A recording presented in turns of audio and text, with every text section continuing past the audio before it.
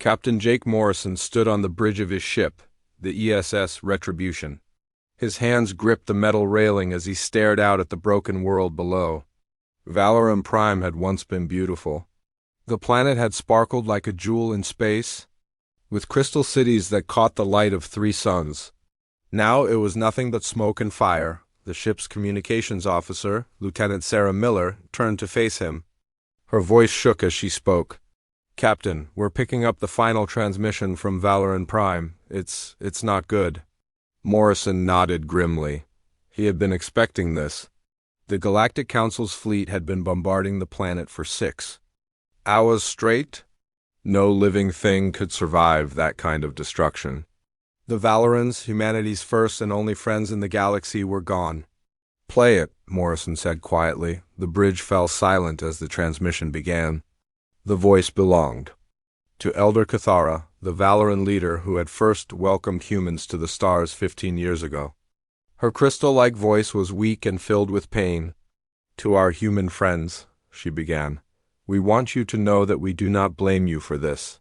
The Council fears what humanity might become.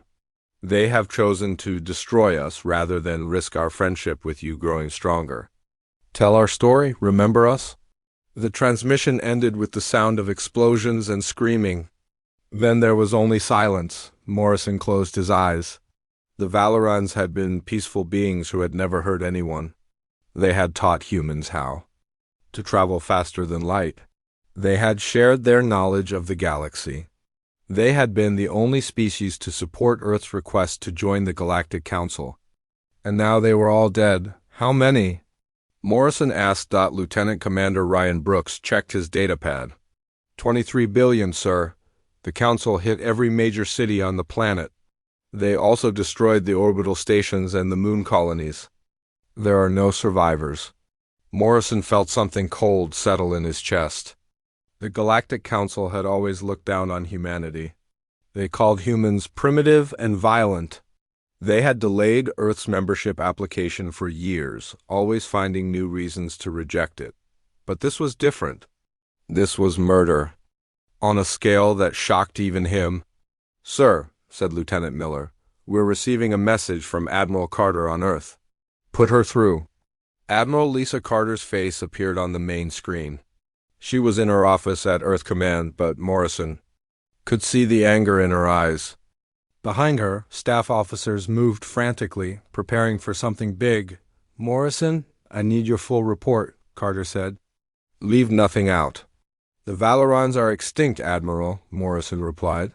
"The Council used their full battle fleet. Plasma bombardment, antimatter weapons, and something else. The planet's surface is still glowing. Nothing could have survived." Carter's jaw tightened. What about their message to the galaxy? Brooks stepped forward. "We intercepted their broadcast." "Admiral, the Council claims the Valorans were infected by human influence and had become a biological threat to galactic security. They're calling it a necessary action to protect other species." Morrison watched Carter's face grow dark. He had served under her for 8 years and had never seen her this angry. The Admiral was known for her calm thinking and careful planning. But now she looked like she wanted to break something. "A biological threat?" Carter repeated slowly. "They murdered 23 billion innocent beings and they're calling it pest control." "Yes, Admiral," Morrison said. "And they made sure every species in the galaxy heard about it. The message is clear. Anyone who helps humanity will face the same fate." Carter was quiet for a long moment. Behind her, Morrison could see more officers entering the room. Some of them were carrying sealed briefcases. Others had the look of people who had been called in during the night for an emergency. "Morrison, I want you to document everything," Carter finally said. "Every piece of wreckage, every burn mark, every trace of what they did. The galaxy needs to see this. Understood, Admiral." "And Morrison," Carter added, her voice dropping to a whisper, "this changes everything. The Council has shown us that there is no place for humanity in their galaxy. They think we're animals who can be controlled through fear. They're about to learn how wrong they are." The transmission ended, leaving the bridge in silence. Morrison looked around at his crew. They were all young, Most of them had never seen real combat. They had joined Earth's space fleet to explore the galaxy and meet new species. Now they were looking at the remains of genocide. "Captain," said Lieutenant Miller, "what do we do now?" Morrison turned back to the viewport. Below, Valoran Prime continued to burn. The crystal cities that had stood for thousands of years were now nothing but melted glass. The species that had given humanity the stars was gone forever. "We remember," Morrison said quietly. "We remember what they did to our friends, and we make sure the galaxy never forgets." He thought about Elder Kithara's final words. The Valorans had not blamed humanity for their destruction. They had asked only to be remembered. But Morrison knew that memory would not be enough. The Galactic Council had made their choice. They had decided that humanity was too dangerous to exist alongside other species. They had murdered the only beings who had ever shown humans kindness. The Council thought they were dealing with a primitive species that could be intimidated into submission. They thought that by destroying the Valorans, they could force humanity to accept their place as second-class citizens in the galaxy. They were wrong. Morrison looked at his crew one more time. These young officers would soon learn what their species was truly capable of. The galaxy was about to discover why humanity had survived every disaster their homeworld had thrown at them. The age of begging for acceptance was over. The age of making others pay for their mistakes was about to begin. 3 weeks had passed since the Valoran massacre. President Amanda Hayes stood before the United Earth Assembly in New Geneva. Looking out at the faces of representatives from every nation on Earth, the great hall was packed with leaders, generals, and scientists. Everyone knew that what happened today would change humanity's future forever. Hayes had not slept much since the news arrived from Valoran Prime. The images of the destroyed planet played in her mind every night. She had seen the recordings that Captain Morrison sent back. Crystal cities turned to glass. Peaceful beings who had never hurt anyone, wiped out in a single day. All because they had been friends with humans. "Fellow citizens of Earth," Hayes began, her voice carrying clearly through the silent chamber. 3 weeks ago, we lost our greatest friends in the galaxy. The Valorans did not die in war. They did not die protecting their homes. They died because they chose to stand with us. General Marcus Stone sat in the front row, his uniform covered with medals from Earth's small conflicts. He had been preparing for this moment since the massacre. His staff had been working around the clock, pulling together plans that had been gathering dust for years. Plans for a war that no one had wanted to fight. "The Galactic Council has made their position clear," Hayes continued. "They see us as a disease that must be contained. They believe that any species that helps us must be destroyed. They have shown us that there is no place for diplomacy in their galaxy." Dr. Elena Rodriguez, head of Earth's weapons research, felt her heart racing. For 15 years, she had been forced to limit her work. The Galactic Council had rules about what kinds of weapons were allowed. They said certain technologies were too dangerous. Now those rules no longer mattered. Hayes looked around the chamber. "For too long, we have tried to prove that we belong among the stars. We have followed their rules. We have accepted their insults. We have watched them treat us like children who need to be controlled. And what did it get us? It got our friends murdered." The president's voice grew stronger. "The council thinks we are primitive. They think we are violent animals who can be scared into submission. They have forgotten something important about humanity. We are the children of survivors. We are the descendants of people who fought ice ages, plagues, and wars. We are here because our ancestors refused to give up, no matter how dark things looked." Admiral Lisa Carter stood up from her seat. She had been unusually quiet during the past 3 weeks, but everyone knew she had been busy. Ship construction had increased dramatically. Military bases around the world were receiving new equipment. Something big was being planned. "The council made a mistake," Carter said, her voice carrying across the chamber. "They thought that by killing the Valorans they could make us afraid. They thought we would beg for mercy and accept whatever scraps they threw at us. They were wrong." Hayes nodded to the admiral. Admiral Carter, please tell the Assembly what you have discovered. Carter activated a holographic display that showed the galaxy. Red dots marked Council territory. Blue dots showed human space. The difference was overwhelming. Humanity controlled a tiny section of one spiral arm, while the Council controlled thousands of star systems. The Council has been at peace for over 1,000 years, Carter explained. Their ships are designed for show, not for fighting. Their crews have never faced real combat. They have grown soft and comfortable. They have forgotten what war actually means. Dr. Rodriguez stood up next. During our membership application process, we were required to share our technology with the Council. They studied our weapons, our ships, our tactics. They thought they understood us, but they only saw what we were willing to show them. The doctor smiled grimly. They never saw our real capabilities. They never learned about the weapons we kept hidden. They never understood that humans have been preparing for war since the day we first looked up at the stars. General Stone activated another display. This one showed Earth's industrial capacity. Shipyards, weapons factories, training facilities. All of it was being converted for military production. We have been building exploration ships, Stone said. Ships designed to carry scientists and diplomats. Now we are building something different. Ships designed to carry soldiers and weapons. Ships designed to survive in combat and hit back hard. President Hayes walked to the center of the chamber. The Council has given us a choice. We can accept their judgment and live as outcasts forever, banned from the galaxy. Or we can show them that humanity will not be intimidated. She looked directly at each representative. I am asking for your authorization to withdraw from all galactic treaties. I am asking for permission to begin military operations against the Galactic Council. I'm asking you to declare war on the forces that murdered our friends. The vote was quick and unanimous. Every nation on Earth agreed. The time for diplomacy had ended. Hayes spoke again.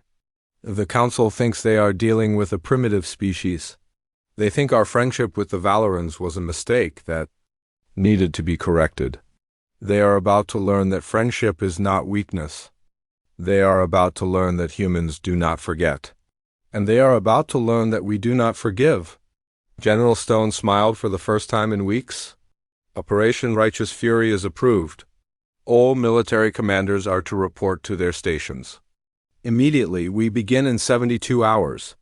As the assembly ended, representatives hurried to contact their governments. Across Earth, factories began retooling. Shipyards started building new designs. Military academies called up retired officers. The planet that had spent decades trying to prove it was peaceful was preparing to show the galaxy what it looked like when humans decided to fight. Admiral Carter remained in the chamber after everyone else had left. She looked at the holographic display showing Council space. Soon, those red dots would start turning blue. The species that had dominated the galaxy for millennia was about to face something they had never encountered before, a human military that was angry, organized, and completely without mercy. The age of begging for acceptance was over. The age of making others pay the price for their cruelty had begun. 6 months after Valoran Prime fell, Commander Nick Peterson stood on the bridge of the ESS Thunderstrike. Around him, 11 other Earth destroyers moved through space like hunting wolves. They were about to drop out of hyperspace near the Caliph system, where the Galactic Council had built one of their largest military bases. Peterson had been a cargo ship captain before the war began. He had carried supplies and passengers between Earth colonies, living a quiet life among the stars. That changed the day he saw the footage from Valoran Prime, the crystal cities reduced to melted glass. The peaceful beings who had taught humans to travel faster than light, all dead. Now he commanded a warship, and he was very good at it. 2 minutes to drop point, announced Lieutenant Bobby Clark from the navigation station. The young officer had volunteered for military service the day after President Hayes declared war. Like many humans, he wanted to make the Council pay. For what they had done, Peterson looked at his crew. They were all volunteers, teachers, engineers, farmers, students. People who had never wanted to fight a war. But the council had made the choice for them. When you murder someone's friends, you create enemies, and humans made very dangerous enemies. Remember the plan, Peterson said over the ship's communication system. The council thinks their base is safe. They think humans are too scared to attack them directly. We're going to show them how wrong they are. The fleet dropped out of hyperspace. Right on schedule. Caliph Prime appeared on the main screen, a blue-green world surrounded by massive space stations. The Council's 7th Fleet was docked there, over 200 ships that were supposed to protect this entire sector of the galaxy. Enemy contacts, called out Sensor Officer Linda Grant. I'm reading Council vessels moving to intercept. They're broadcasting surrender demands? Peterson smiled grimly. Let them demand. Open all weapons ports. Target their command ship first. The Council ships were beautiful to look at. They were long and graceful, covered in smooth metal that gleamed in the system's sunlight. They had been designed to impress other species, to show the Council's power and advanced technology. They looked like works of art floating in space. The human ships looked like weapons. They were angular and brutal, covered in armor plating and missile launchers. They had been built in the past 6 months by people who were angry and wanted revenge. They were designed to survive damage and keep fighting. Incoming transmission from the Council fleet, reported Communications Officer Paul Martinez. They're ordering us to surrender and prepare to be boarded. Peterson laughed. Tell them we have a message from the Valorans. The first Council ship to engage was the CNS Harmony, a massive cruiser that had been patrolling the galaxy for 300 years. Its captain, a being called Vexkull, had never seen real combat. The ship's weapons were designed to disable other vessels, not destroy them. The Council had not fought a real war in over 1,000 years. Captain Beth Williams, commanding the ESS Vengeance, locked her weapons onto the Harmony. Her ship was smaller and newer, built specifically for war. Fire everything, she ordered. The human weapons were different from anything the Council had seen before. Where alien weapons were clean and precise, human weapons were designed to cause maximum damage. The missiles that hit the Harmony didn't just punch through the hull. They exploded inside the ship, tearing it apart from within. Direct hit, called out Williams' weapons officer. Their shields are down, hull breaches on multiple decks. The Harmony tried to return fire, but its crew was in shock.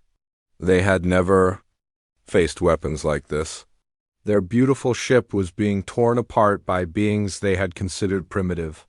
The vessel that had once been the pride of the Council fleet was now a burning wreck. This is Captain Vexkull, came a panicked transmission. We surrender. Please stop firing. Williams looked at her weapons display. The Harmony was crippled but still intact. Most of its crew was still alive. In the old days, before the massacre, humans might have accepted the surrender. Not anymore, no mercy, Williams said quietly. Fire again. The second volley of missiles finished the job. The Harmony broke apart in a ball of fire and debris. 3,000 Council crew members died in seconds. The message was clear. Humans were no longer interested in taking prisoners. Peterson watched the destruction on his screen. All ships, continue the attack. Remember what they did to our friends? The battle lasted 4 hours. It was not really a battle at all. It was a slaughter. The Council ships were faster and had better shields, but they were not designed for real combat. Their crews had no experience with actual war. They had spent centuries policing a peaceful galaxy, not fighting for their lives. The human ships fought like their home planet depended on it. They absorbed damage that should have destroyed them and kept firing. When one ship's weapons were damaged, it used its hull as a weapon, ramming into Council vessels. When crews were injured, they stayed at their posts and kept fighting. Last. Enemy ship is down, reported Clark. The space station is requesting permission to surrender. Peterson looked at the massive station hanging in space. It housed over 1 million beings from dozens of different species. Most of them were civilians. Families of Council military personnel. In the old days, humans would have accepted their surrender and protected the innocent. Denied, Peterson said. Target the station's main reactor. And this. The station died in a flash of light that could be seen from the planet's surface. The Council's impenetrable fortress had been reduced to debris in less than a day. The Seventh Fleet, which had patrolled this sector for centuries, no longer existed. Peterson opened a channel to all human ships. Mission accomplished. Broadcast our message to the galaxy. Tell them what happens when you murder the friends of Earth. As the human fleet prepared to leave, they left behind a graveyard. The Callus system, once a symbol of council power, was now a monument to human rage. The galaxy was about to learn that humans did not fight wars the way other species did. They fought to win, no matter the cost. The age of council dominance was ending. The age of human retribution had begun. The great chamber of the Galactic Council on Centauri Prime had never seen chaos like this. High Counselor Vexthal of the Drachmani tried to keep order as representatives from hundreds of species shouted at each other. The news from the outer sectors was getting worse every day. 17 military outposts destroyed in the past month, reported Admiral Ziktar, his scaled hands shaking as he read from his datapad. The humans are moving faster than our intelligence predicted.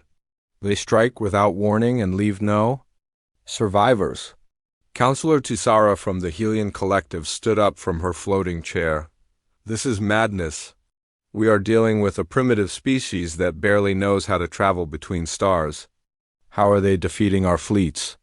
The chamber fell silent as Admiral Ziktar activated the holographic display. Images of destroyed council ships filled the air above the assembled representatives. The wreckage was unlike anything they had seen before, ships that had been torn apart by weapons designed to cause maximum destruction. The humans do not fight like civilized beings, Ziktar explained. They target civilian installations, they execute prisoners, they use chemical weapons that have been banned for 3,000 years. They fight like animals. High Counselor Vexthal had ruled the Council for over 2 centuries. He had seen the galaxy grow peaceful and prosperous under Council guidance.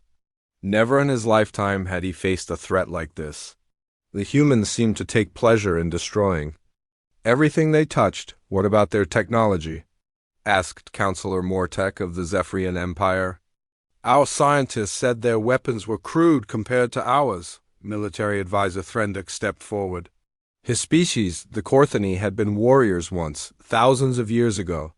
They had given up war to join the Council, but he still remembered the old ways. Their weapons are not sophisticated, but they are effective. They are designed to kill, not to capture or disable. The humans have turned warfare into an art of destruction. The holographic display changed to show tactical reports from the recent battles. The Council fleets had superior numbers and better technology, but they were losing every engagement. The human ships were smaller and less advanced, but they fought with a fury that shocked the alien crews. Our ships are built for patrol duty and peacekeeping, Threndic continued. We have not fought a real war in over a millennium. Our crews have never faced an enemy that wants to destroy them completely. The humans have no such limitations. Counselor Vexthal looked around the chamber. The representatives were scared. Some species were already talking about withdrawing from Council space, seeking safety in the Outer Rim. The unity that had held the galaxy together for centuries was breaking apart. What do our psychologists say about human behavior? Vexthal asked. Dr. Zelenara, the Council's chief psychologist, stood up slowly. She had been studying human behavior for decades, trying to understand why they were so different from other species. The humans appear to be driven by emotions that we consider primitive: anger, hatred, desire for revenge. They do not fight for territory or resources. They fight because they believe we wrong them. The chamber erupted in angry voices. Several representatives began shouting about human irrationality and the need for stronger action. Vexthal called for order, but it took several minutes to calm the assembly. The destruction of Valoran Prime was necessary, declared Counselor Vithal of the Nexari. The Valorans were becoming too influenced by human culture. They were a threat to galactic stability. And now we face a much larger threat, Dr. Zelenara replied. The humans view the Valoran massacre as an act of genocide. They believe we murdered their friends simply for being associated with them. This has triggered something in their psychology that we do not fully understand. Admiral Ziktar pulled up another display showing human fleet movements. Red arrows showed their advance through Council space. They were moving in multiple directions, hitting targets across dozens of star systems. They are not following standard military doctrine, Ziktar explained. They should be trying to hold territory, establish supply lines, build bases. Instead, they are simply destroying everything they encounter. They seem to have no interest in conquering our worlds. They just want to burn them down. The Council had rules about warfare that had been established over thousands of years. Armies were supposed to minimize civilian casualties. Prisoners were supposed to be treated humanely. Chemical and biological weapons were forbidden. The humans seem to ignore all of these rules. We need to understand their limitations, said Counselor Mortek. They are only one species from one world. We represent thousands of species from millions of worlds. How can they possibly defeat us? Threndic activated a new display showing human industrial capacity. They have converted their entire civilization to military production. Every factory, every shipyard, every resource is being used for war. They are not trying to maintain their normal society. They are sacrificing everything for this conflict. The advisor paused, looking at the data. But more importantly, they are fighting like they have nothing to lose. Our crews retreat when they take heavy damage. Human crews keep fighting until their ships are destroyed. Our soldiers surrender when defeat becomes inevitable. Human soldiers fight to the death. High Counselor Vexel realized that the Council was facing something it had never encountered before. The humans were not trying to win territory or gain political advantage. They were seeking revenge for the death of their friends, and they were willing to sacrifice everything to get it. What do you recommend? Vexel asked. Admiral Ziktar straightened his uniform. We must mobilize the Grand Armada. Every ship, every crew, every weapon we have, we need to strike at Earth itself before they can do more damage. The humans have shown us what they are capable of, Threndic added. They have turned war into something we do not recognize. If we are to survive this conflict, we must be willing to do the same. The Chamber voted unanimously to activate the Grand Armada. Every species would contribute ships and crews for the largest military operation in galactic history. They would strike at humanity's homeworld and end this war before it could spread further. But as the representatives left the chamber, many of them wondered if it would be enough. The humans had already shown that they could defeat superior forces through sheer determination and brutality. Now the galaxy would learn if numbers alone could stop a species that had decided to fight without limits. 1 year after the Valoran massacre, Fleet Commander Jake Morrison stood in the ruins of the Galactic Council chambers on Zentari Prime, the great building that had once housed the most powerful government in the galaxy was now broken stone and twisted metal. Human soldiers patrolled the wreckage, their boots crunching on debris that had once been symbols of alien authority. Morrison had come a long way from the captain, who first witnessed the destruction of Valoran Prime, the man who had once explored. The galaxy in search of friendship now commanded the largest human fleet in history. His ships controlled the space around dozens of former Council worlds. The species that had once looked down on humanity now feared the sound of human engines. President Amanda Hayes stepped out of her shuttle and walked carefully through the rubble. She had come to Zentari Prime to see the end of the organization that had condemned humanity to exile. The woman who had once begged for Earth's acceptance into galactic society now ruled over its ruins. The last Council fleet surrendered 3 hours ago, reported General Marcus Stone. His uniform was dirty from the final battle, but his eyes were bright with victory. Admiral Ziktar himself signed the surrender documents. The Grand Armada no longer exists, Hayes nodded slowly. The Grand Armada had been the Council's final hope. Over 10,000 ships from hundreds of species, the largest military force ever assembled in galactic history. It had taken them 8 months to organize and another 4 months to reach Earth's solar system. They had expected to find a primitive world defended by crude weapons and desperate courage. Instead, they had found something else entirely. Earth had become a fortress world, surrounded by defensive platforms and protected by fleets that had learned to fight without mercy. The humans had used those months to prepare a welcome that the Council would never forget. Commander Lisa Carter, now head of Earth's occupation forces, walked up to join the group. Her soldiers had been the first to enter the council chambers. After the final battle, we found their communication logs, she reported. The Council was planning to use biological weapons against Earth's population. They were going to make sure humans could never threaten them again. Morrison felt the familiar cold anger that had driven him for the past year. The Council had not just wanted to defeat humanity. They had wanted to wipe them out completely, just like they had done to the Valorans. The only difference was that humans had been strong enough to fight back. "What about casualties?" Hayes asked. General Stone checked his datapad. "Minimal on our side." The Council forces fought bravely, but they were not prepared for real war. Most of their ships surrendered after taking heavy damage. Their ground forces collapsed when they realized we were not taking prisoners. The humans had learned something important during their year of war. Fear was a powerful weapon. When word spread that human forces showed no mercy to their enemies, many Council troops had simply given up rather than face certain death. The species that had once ruled the galaxy through intimidation had discovered what it felt like to be afraid. Dr. Elena Rodriguez approached the group, carrying a portable computer. She had been analyzing Council technology throughout the war, learning their secrets and weaknesses. "I've been reviewing their military records," she said. "The Council has not fought a real war in over 1,500 years. Their entire military doctrine was based on intimidation and superior technology. They never learned how to fight an enemy that refused to surrender." Hayes looked around at the destroyed chamber. Broken statues of alien leaders lay scattered.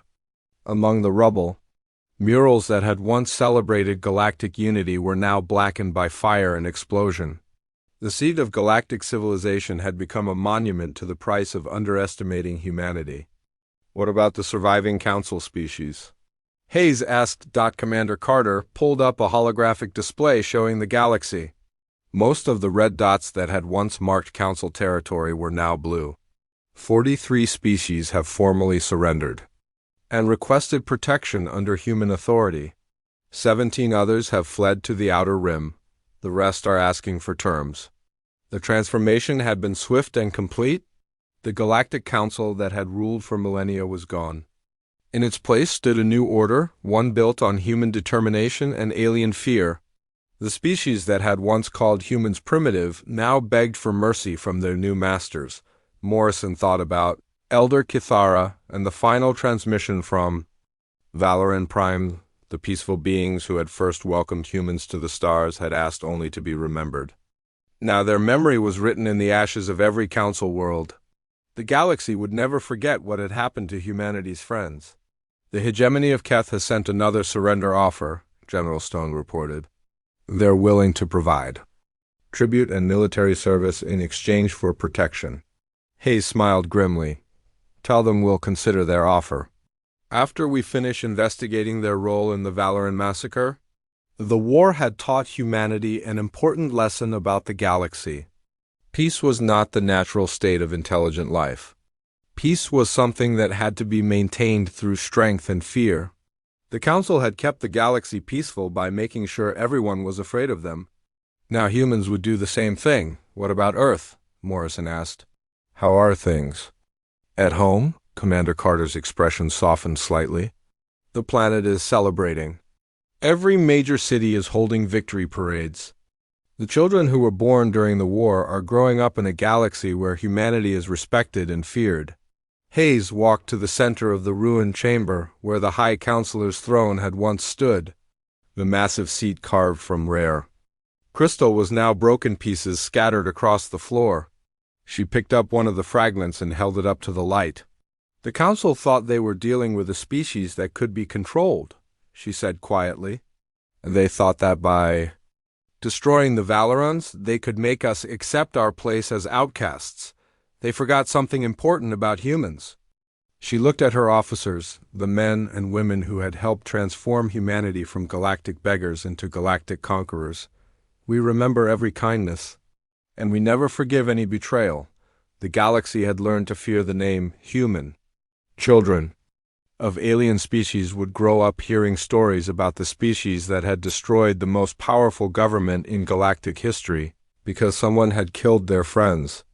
The stars themselves would remember the lesson: never threaten those who remember everything and forgive nothing. As the human leaders left the ruined chamber, construction crews were already beginning to clear the debris. Soon, a new building would stand on this spot. Not a council chamber where species begged for representation, but a command center where human administrators would govern a galaxy that had learned to respect strength. Above all else, the age of the Galactic Council was over. The age of humanity had begun.